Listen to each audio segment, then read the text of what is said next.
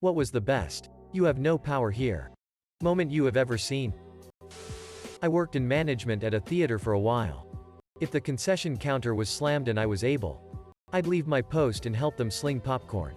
One night while helping out, a particularly belligerent man started cussing out a 16-year-old girl on a cash register for being too slow, even suggesting she quit since she clearly couldn't handle pushing buttons or scooping popcorn. It was pretty disgusting and I felt so bad for the girl. I stepped in and told the guy that our employees have the right to refuse service to customers who harass them as part of our anti-harassment discrimination policy. Empathized that the lines were longer than usual, and suggested he should apologize and move on. He was pissed, left half his order on the counter and started fuming off. Anticipating his next move, I went back to my original post that night, as manager of the customer service kiosk. Oh boy. The look on his face when he saw me. Didn't want a refund of his tickets though, so I assume he watched the movie without popcorn. The guy that I'd gone on a few dates with introduced me to his parents. Things went well. Or so I thought. He drives me home. We end up talking and drinking a few beers. I didn't want him on the road with any alcohol in his system. And I enjoyed his company. So we end up hanging out until 3 a.m. His mom starts blowing up his phone, demanding that he comes home. So he drives himself home to find that he's been locked out of his house. His mom said that he can sleep outside. He shouldn't be spending time with someone like me. Still don't know what she meant by that.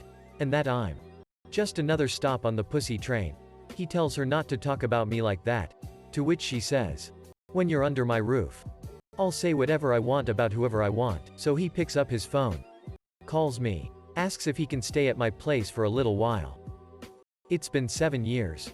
We're engaged, have a dog, a cat, and a happy life. I also plan on throwing some subtle train themes into the wedding celebration after the end of the plague.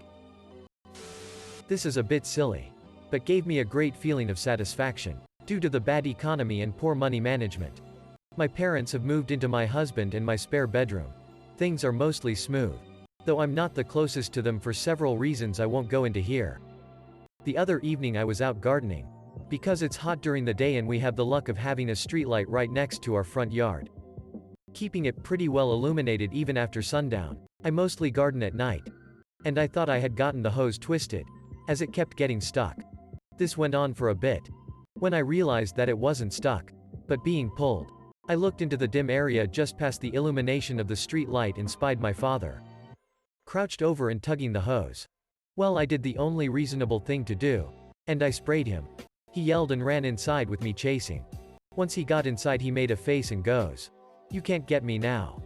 I'm inside. In that father to daughter don't you make a mess tone of voice. I readied my hose, looked him in the eye and said, "It's my house," and just fucking let loose with the hose.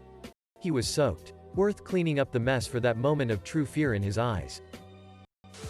Some secretary of some branch of a state agency would go on a power trip and stamp, "Do not copy," on things that she sent to local agencies. Well, I work for an oversight agency and I needed a copy. Locals were terrified, so I rolled my eyes and called to explain that the locals and I were basically the same entity. Woman started to have a conniption fit, but she got real quiet when I cut her off and said, "Fine. I'll issue a subpoena. What's your name and job title?" She answered. And the sheriff served her a subpoena for what I wanted. Guess she wasn't used to that. When I was in high school I worked at popular warehouse clubs selling computers on the weekends. I was hired by the store manager via referral of a friend. I loved computers and they thought I'd make a good salesman. So my job was to stay in the computer department and sell computers, nothing else. Well, one of the shift managers didn't like that, and insisted that I needed to go fold clothes for a while, as in, half my damn shift. I told him that the store manager had instructed me never to leave the technology department. But he insisted. This went on for several weeks. The store manager showed up one weekend when both the power trip and shift manager and I were working. The store manager walks up with the shift manager close behind. Store manager slaps a stack of green bar paper. This was a while ago. Down onto a shelf and points to some highlighted numbers. He looks at the shift manager and says, "Do you see this? This is our average technology sales numbers for the weeks you are on shift. See this number over here? This is our average technology sales numbers for weeks you are not." At this point, It would be more cost-effective for me to simply fire you. What do you think of that solution? The guy stammers and stutters like a toddler caught bullying another kid on the playground. Fortunately, the dude wasn't fired. But the store manager made it clear that when I was on shift, I was not to leave the technology department unless I was on break or there was a fire in the store. That shift manager never said another word to me. I worked for 8 years servicing communications equipment on site. 5 of those years were as the department manager. When oil was found in our area, we got so busy we could barely even think. Most of my team were pulling 12-plus-hour days 6 days a week, and we were struggling to hire people quick enough. One day, the CEO texted and said he hired an assistant manager for me, which was something I desperately needed. I was dirty as hell from my previous job and swung by the store to pick him up and take him to one of our sites where he would be doing paperwork. The moment he got in the truck, he immediately started talking shit. He started telling me about how everything we were doing is fucked up and the department manager less than my name greater than was a total moron and he would have my job within a few months. I just sat and mostly listened. He obviously didn't know shit about my industry, and every time he would say something wrong, I would try to politely correct him and he'd either backtrack or insist that I was trained wrong. When we got to the site out in the middle of the West Texas desert, he complained about the layer of dust on everything and ordered me to clean up the entire site. When I sat down at my desk, the guy continued to bitch my ear off about everything that was wrong and chastised me for sitting down at my desk when he told me to clean up the site. So I called for a taxi, filled out a notice of termination, and handed it to him. He looked absolutely shocked. Then he defiantly protested that only less than CEO greater than could fire him. I said in less than my name greater than. Right. He sheepishly nodded. So I stuck my hand out for a handshake and introduced myself. I can teach anyone how to service equipment, but I don't have a clue how to teach someone to not be an asshole. I wasn't good at returning library books when I was a kid. I got lectured by my school librarian about it a lot. Fast forward 20 years and I'm a supervisor at the local public library and my former now retired school librarian goes there. One day I see her sneaking around the front desk instead of coming back to say hi to me and I immediately figure something's up. I go up to say hi and she acts exasperated and tells me she was trying to avoid me because she had overdue books. So I put on my reading glasses, pulled them down over my nose, and delivered the same lecture she'd given me countless times about being responsible and turning in books on time. That would be a customer we had named Nick. I'll leave his last name out to protect the stupid. He would email us and always CC editor at less than some national newspaper greater than com, and most of his emails were things like, "Nothing fucking works." None of the national newspapers responded. I imagine some underling just rolled his eyes and deleted them. Finally he said, "Fix this in 5 minutes or I cancel."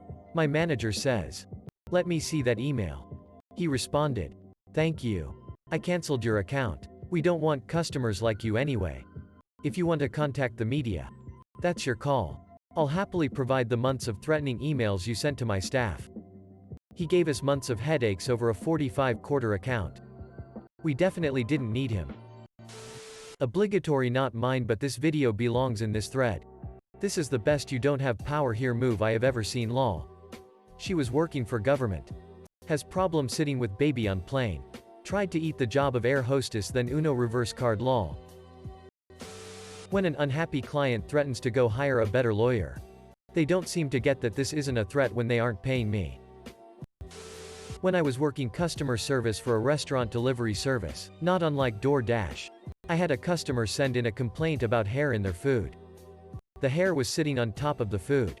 I checked their account, and they had one order on their account, which is a red flag. I checked their phone number and find multiple accounts, each other 1 to 2 orders, all of them complaining about hair in the food.